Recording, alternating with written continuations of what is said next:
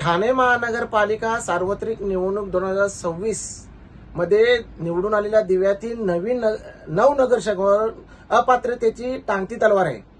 संबंधित नगरसेवकांनी आपल्या निवडणूक प्रतिज्ञापत्रात मालमत्ता, अनधिकृत बांधकामे, आर्थिक माहिती तसेच इतर आवश्यक बाबींची संपूर्ण माहिती जाहीर न केल्याचा आरोप याचिकेमध्ये करण्यात आलेला आहे।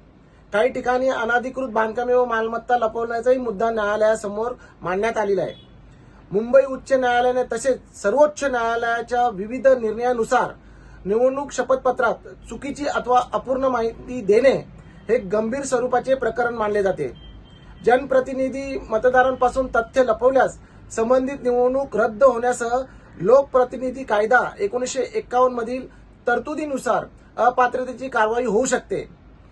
लोकप्रतिनिधी अधिनियम 1951 मधील कलम 33A, कलम 36 तसेच भारतीय न्यायव्यवस्थेने वेळोवेळी दिलेल्या आदेशानुसार उमेदवाराने सत्य व संपूर्ण माहिती देणे बंधनकारक आहे।